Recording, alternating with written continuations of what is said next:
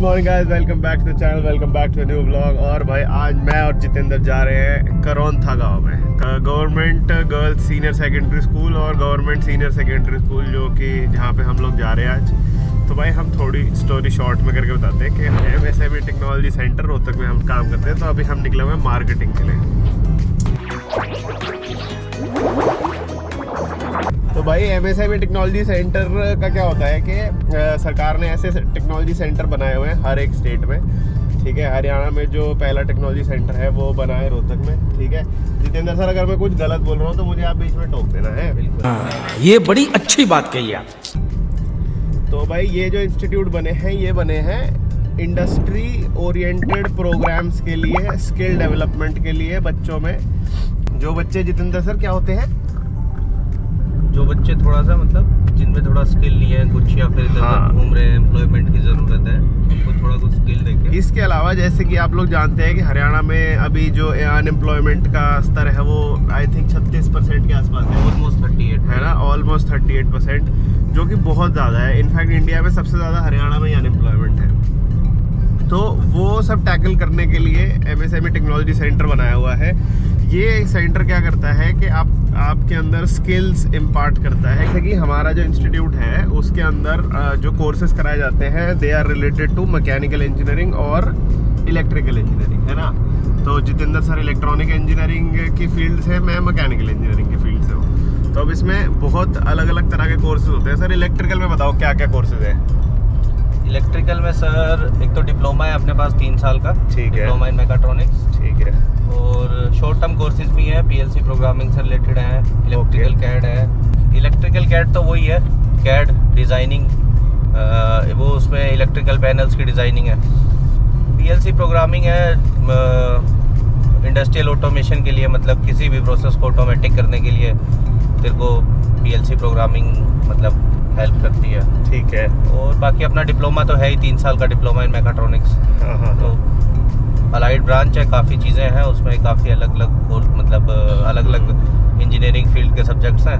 तो उसका भी अच्छा फ्यूचर है, अच्छी डिमांड है, मेंटेनेंस डिपार्टमेंट में है, ऑटोमेशन में डिमांड है। और उसके बाद ग्रेजुएशन तो कर ही सकते हो किसी भी कोर्स में। तो जैसे कि सर ने बताया भाई अभी कि इलेक्ट्रिकल में ये सब है, ऐसे ही ना मैकेनिकल में भी ऐसे ही कोर्सेज हैं। तो मैकेनिकल में अगर मैं बेसिक कोर्सेज की बात करूँ तो कैड के बारे में बात कर लेते हैं। कैड को अगर हम छोटा छोटा तोड़ते हैं तो CAD, CAD, computer aided design. कोई भी चीज़ होती है, कोई भी चीज़ आप देख रहे हो, जैसे कैमरा है, घड़ी है, गाड़ी है, ये आयरन मैन है, कुछ भी है, शीशा है, यहाँ तक कि ये भी जो ये बना हुआ है, पता नहीं क्या बना हुआ है। तो इन सब का एक डिज़ाइन बनता है पहले कंप्यूटर पे, है सर। इन सब का एक डिज़ाइन बनता है, 3D मॉडल बनता है कंप्यूटर पे, जब जाके ये पता लगता है कि ये एक्चुअली में क्या कैसा लगेगा, ठीक है ना।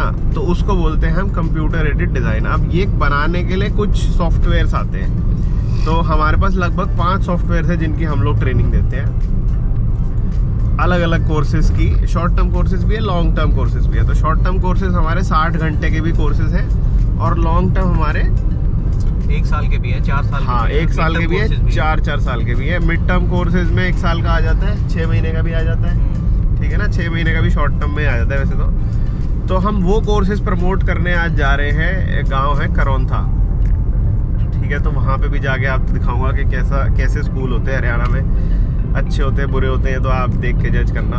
बाकी तो कैसे स्कूल होते हैं वो भी दिखाएंगे। और हाँ, तो हम एंड में यही आ जाते हैं कि अपनी भी थोड़ी पब्लिसिटी कर लेना।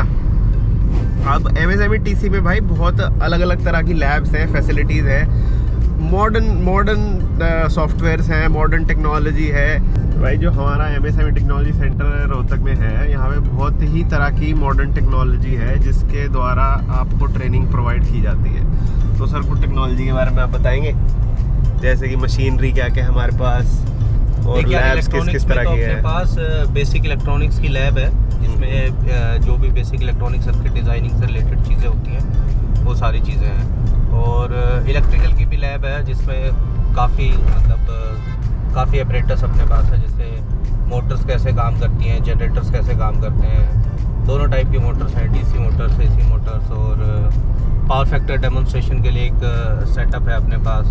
और एनर्जी कैलिब्रेशन मीटर अपने पास है, उससे अपन एनर्जी ऑडिट कर सकते हैं।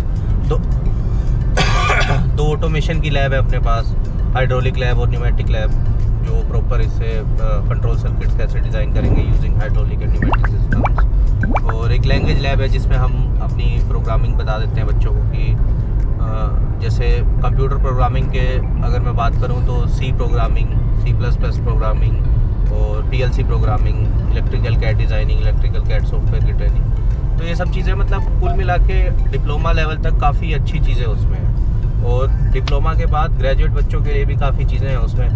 ग्रेजुएट बच्चे भी बहुत सारी चीज़ें देख सकते हैं, क्योंकि जर्नल जो इंजीनियरिंग कोर्सेज अपने यहाँ भी चल रहे हैं ना, मतलब सब में थोड़ा सा थ्योरेटिकल पोर्शन ही है, मतलब प्रैक्टिकल एक्सपोजर उतना होता नहीं है, लैब्स में उतना इंटरेस्ट होता नहीं है, ना टीचर का ना बच्चे का, वही बस थ्योरी पढ़ा के एग्ज़ाम पास करने का थोड़ा सा वो चल रहा होता है। ये सब काफ़ी अच्छी चीज़ें हैं मतलब बच्चों के लिए सीखने को। नहीं, अच्छी बात है। तो भाई हम लोग भी वही प्रमोट कर रहे हैं कि अगर तो देखो, और इनमें कोर्सेज में एनरोल करने के लिए जो बेसिक क्वालिफिकेशन है ना वो 10th है। तो अभी जैसे कि आप सबको पता ही है, वीडियो जब आप देख रहे हो तो 10th का रिजल्ट ऑलमोस्ट हर जगह पे आ ही चुका है, ठीक है ना। तो अगर आप लोग अभी क्या है, डिप्लोमा प्रोग्राम्स भी चल रहे हैं और कुछ प्रोग्राम्स ऐसे भी चल रहे हैं जो शॉर्ट टर्म के होते हैं या मिड टर्म के होते हैं। तो ऐसे प्रोग्राम्स में अगर आप एनरोल करना चाहते हो तो भाई आप ये नीचे दिए हुए नंबर पे कांटेक्ट कर सकते हो।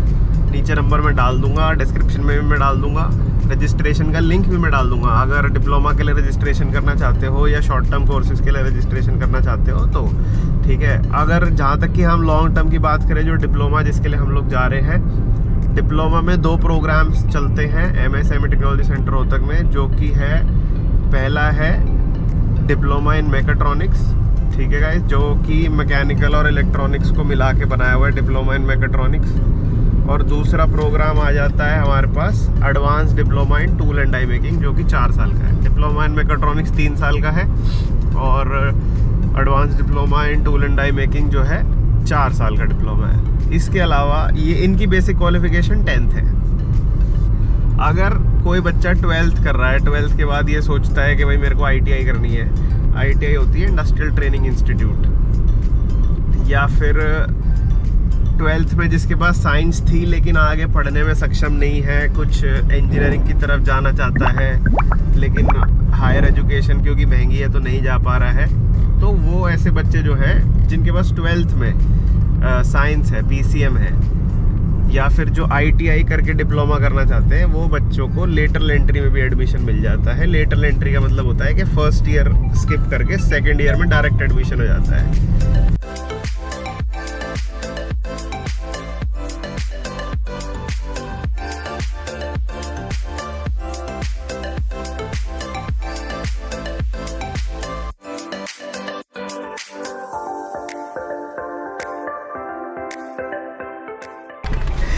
चलो गाइस, हम जाके प्रिंसिपल मैडम से मिलते हैं और फिर आपको बताते हैं आगे। कैमरा लेके चल रहा हूँ, देखते हैं क्या होता है आगे। ठीक है, हम लोग आए हैं MSME टेक्नोलॉजी सेंटर रोहतक से।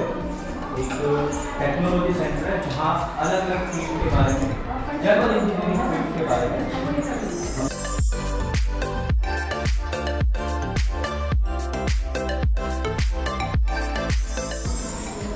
तो ये जो डिजिटल इंडिया बनने जा रहा है ना बेटा, इसको सोचो अपने आप। तुम जैसे हमने जो भी चीजें बताई हैं उसमें तुम थोड़ा और जानकारी दो। चल भाई, तो आपने देखा है ऐसा कुछ होता है और जितेंद्र सर का इतना एक्सपीरियंस है इस मामले में, तो भाई बहुत ही बहुत ही बढ़िया काउंसलिंग करते हैं। काफ़ी क्वेश्चंस भी आए, तो सारा तो हम रिकॉर्ड नहीं कर पाए, लेकिन चलो जो भी आपको दृश्य देखने को मिलेंगे वो बढ़िया ही होंगे। बाकी आज का हो गया है फिनिश। अभी देखते हैं, कुछ गर्मी बहुत हो गई भाई। कितना टेम्परेचर दिखा रहा है भाई? 45 डिग्री सेल्सियस भाई, 45 डिग्री सेल्सियस। मतलब अगर हम वो होते ना मैदा, तो हमारा केक बन चुका होता, क्योंकि केक मैदे का ही होता है। ये बड़ी अच्छी बात कही आप। कर दिया ना काट। चलो भाई, कुछ होता है इंटरेस्टिंग तो दिखाता हूँ, बाकी तो आज का दिन ऐसा ही है भाई। ज़रूर सोचना, अगर ये वीडियो देखने के बाद तुमको लग रहा है कि डिप्लोमा करना चाहिए, स्पेशली अगर तुम हरियाणा से हो, रोहतक के आसपास से कहीं से हो, तो भाई प्लीज़ कंसिडर करो। यही एक सल्यूशन है ज़िंदगी में आगे बढ़ने का, टेक्नोलॉजी की तरफ। जिस तरह से सब चीज़ें AI और टेक्नोलॉजी और एडवांसमेंट साइंस की तरफ जा रही है भागी हुई, अगर यही भेड़ चाल की तरफ हम रहेंगे कि हमने आर्ट्स कर ली, BA कर ली और मतलब टेक्नोलॉजी से हट के कुछ करेंगे, तो बहुत बहुत अच्छा फ्यूचर हमको नहीं लगता है कि है, क्योंकि सारी दुनिया ही टेक्नोलॉजी की तरफ भाग रही है। और अगर स्किल्स अच्छे होंगे तो ही आपकी डिमांड होएगी, नहीं तो फिर वो भेड़ चाल है। आपको पसंद है तो ठीक है, नहीं पसंद है तो आप आ सकते हैं MSME टेक्नोलॉजी सेंटर रोहतक में। ठीक है सर। अरे वाह, चलो गाइज, आज का मार्केटिंग सेशन हो गया पूरा और हम लोग पहुंच गए MSME टेक्नोलॉजी सेंटर रोहतक। अगर आपको देखना है कि कैसा लगता है तो देखो, जितेंद्र सर अभी वहाँ से आ रहे हैं। बाकी ऐसा इंस्टीट्यूट है भाई, बहुत तगड़ा इंस्टीट्यूट है, सच बता रहा हूँ, मजाक से हट के। तो अगर वीडियो पसंद आई तो गाइस प्लीज़ लाइक करो, कमेंट करके बताओ कौन कौन इंटरेस्टेड है। अगर किसी की क्वेरीज़ है यहाँ को लेके तो प्लीज़ बताओ। और भाई अगर तुम हरियाणा से हो और रोहतक के आसपास कहीं रहते हो तो तुम्हारे लिए बहुत तगड़ी अपॉर्चुनिटी है, तो इसको छोड़ो मत भाई, फटाफट पकड़ लो। चलो गाइस, मिलते हैं नेक्स्ट वीडियो में। हो सकता है इसी की वीडियोस थोड़ी और बनाता हूँ। किसी की कुछ क्वेरी है तो प्लीज़ बताओ कमेंट में।